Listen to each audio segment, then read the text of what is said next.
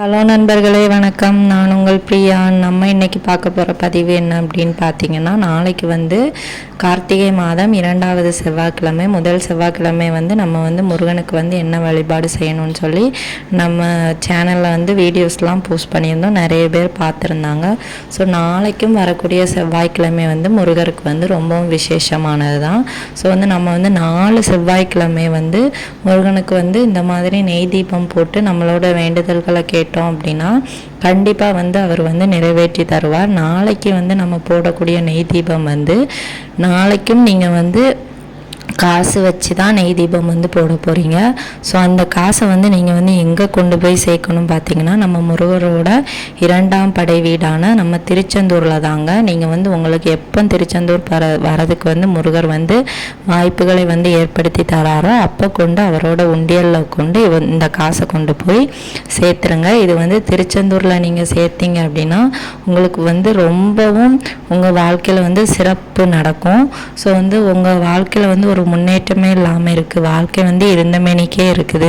நான் வந்து ரொம்ப நாளாக கஷ்டப்படுறேன், ரொம்ப நல்லா வேலை செய்கிறேன், நல்ல குடும்பமும் நல்லா பார்த்துக்கிறேன், ஆனால் வந்து என் குடும்பத்தில் ஒரு முன்னேற்றமே இல்லை, எது எடுத்தாலுமே எங்களுக்கு வந்து ஒரு ராசியே இல்லாமல் இருக்குது. அந்த மாதிரி இருக்கிறவங்கெல்லாம் வந்து திருச்செந்தூர் போயிட்டு வந்தீங்க அப்படின்னா கண்டிப்பாக உங்கள் லைஃப்பில் வந்து ஒரு பெரிய மாற்றத்தை வந்து உங்களால் வந்து பார்க்க முடியும். ஏன் அப்படின்னா முருகனுக்கு வந்து இருக்கக்கூடிய 6 படை வீட்டில் 2ஆம் படை வீடு தான் திருச்செந்தூர் அப்படின்னு சொல்லியிருந்தேன்.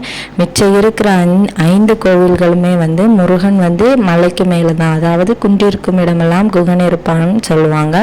ஸோ வந்து அதே மாதிரி முருகர் எல்லா குன்றுகளின் மேல் தான் இருக்கிறார். எல்லா இடமும் வந்து மலைக்கு மேலே தான் வந்து அவருக்கு வந்து கோவில் இருக்குது. திருச்செந்தூர் மட்டும்தான் அடிவாரத்தில் இருக்குது. திருச்செந்தூரும் வந்து மலையாக இருந்த கோவில் தான், ஆனால் வந்து அது வந்து கடல் பகுதி நீர்பரப்பில் வந்து இருக்கிறதுனால இது வந்து நம்ம வந்து மிச்ச எல்லா இடமும் வந்து மேலே ஏறி போய் வந்து சாமியை பார்க்குற மாதிரி இருக்குது. இங்கே வந்து நம்ம கீழே இறங்கி போய் பார்த்துட்டு மறுபடியும் மேலே ஏறி வர மாதிரி இருக்கும். அப்போ வந்து நம்ம அந்த மாதிரி போய் கும்பிட்டு வந்தோம் அப்படின்னா நம்ம வாழ்க்கையிலையும் வந்து அதே மாதிரி எவ்வளவு கீழே இருந்தாலும் நம்ம வந்து மேலே ஏறி ஒரு முன்னேற்றமான பாதைக்கு வந்து நம்மளை வந்து திருச்செந்தூர் முருகர் வந்து கொண்டு செல்வாருங்கிறது வந்து ஐதீகம்.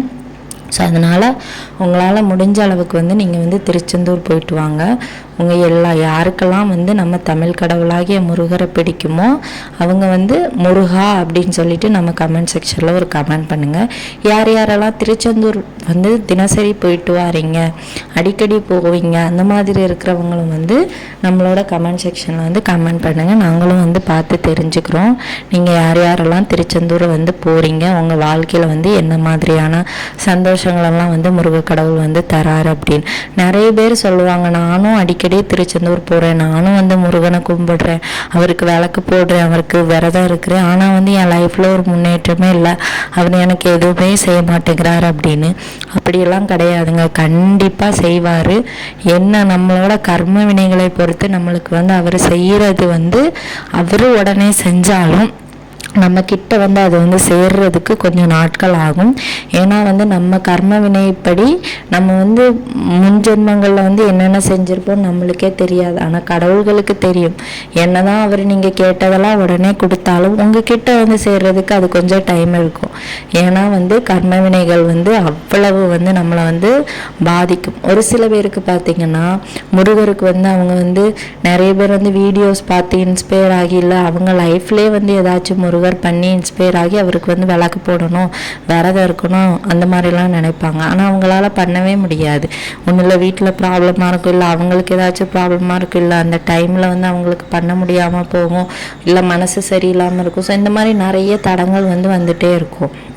அப்போ எப்படி நம்ம வந்து அவருக்கு விளக்கு போட முடியும்? நம்மளால் பண்ண முடியாது. அப்போ வந்து நிறைய பேர் வந்து மனசுடைஞ்சி போயிடுவாங்க, என்னால் பண்ணவே முடியாது. ஸோ அந்த மாதிரியெல்லாம் இருக்குது அப்படின்னா கண்டிப்பாக முருகரோட அருள் வந்து உங்களுக்கு இருக்குதுங்க.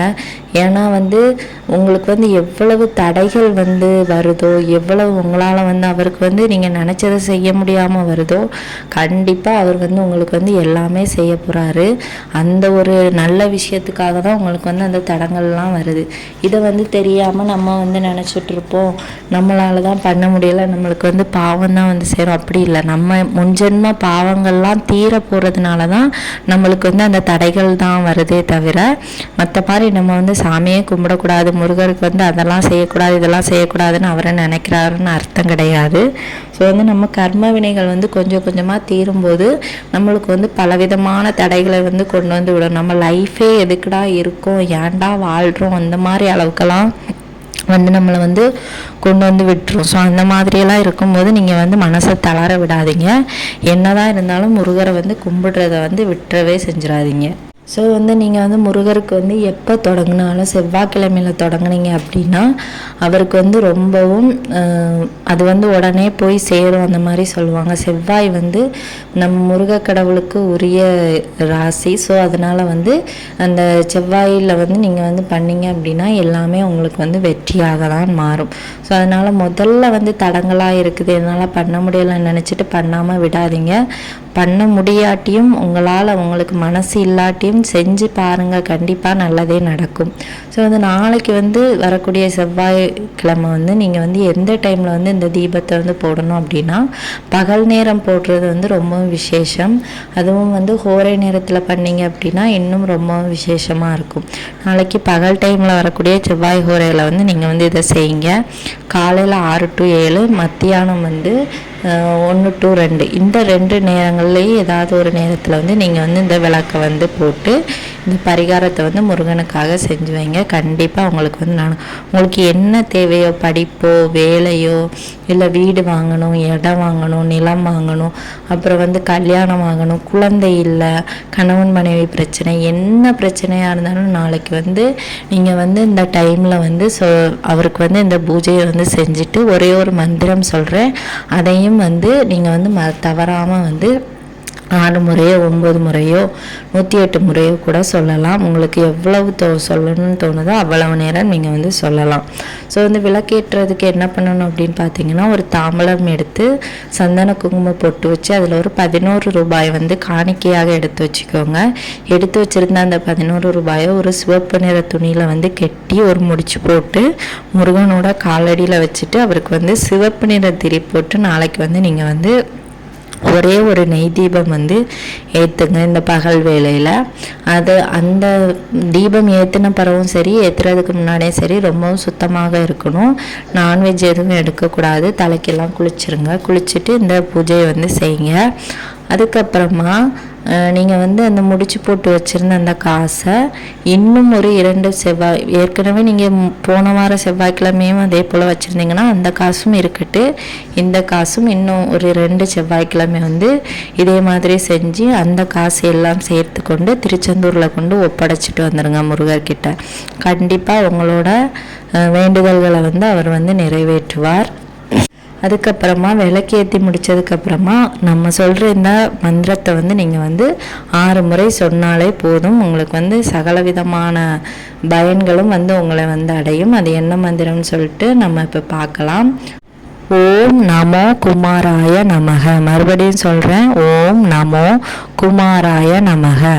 ஓம் நமோ குமாராய நமக. இப்படி வந்து 6 தடவை வந்து நீங்கள் வந்து சொல்லுங்கள். 6 தடவை சொல்லலை, நான் வந்து அதிகமாக சொல்கிறேன் அப்படின்னாலும் உங்களோட விருப்பம் தாராளமாக சொல்லலாம். உங்களுக்கு எவ்வளோ நேரம் சொல்லணும்னு தோணுங்க சொல்லுங்கள். கந்த சஷ்டி கவசம் படிங்க. நீங்கள் வந்து தினமும் கந்த சஷ்டி படிக்கும்போது உங்கள் லைஃபே வந்து சேஞ்ச் ஆகும். ஸோ வந்து நாளைக்கு வந்து மறக்காமல் இந்த தீபத்தை போட்டு இந்த நாமத்தையே வந்து சொல்லி பாருங்கள். உங்களோட லைஃப்பில் வந்து கண்டிப்பாக நிறைய மாற்றங்களை வந்து நீங்கள் வந்து பார்ப்பீங்க. ஸோ இந்த பதிவு வந்து உங்களுக்கு வந்து யூஸ்ஃபுல்லாக இருக்கும்னு நினைக்கிறேன். இந்த பதிவு உங்களுக்கு பிடிச்சிருந்துச்சு அப்படின்னா லைக் பண்ணுங்கள், ஷேர் பண்ணுங்கள், நம்மளோட சேனலை சப்ஸ்கிரைப் பண்ணி வச்சுக்கோங்க. இது போல் பயனுள்ள தகவல்களை நான் உங்கள்கிட்ட வந்து ஷேர் பண்ணுவேன். ஸோ இந்த வீடியோவின் பதிவை பார்த்ததற்கு மிக்க நன்றி.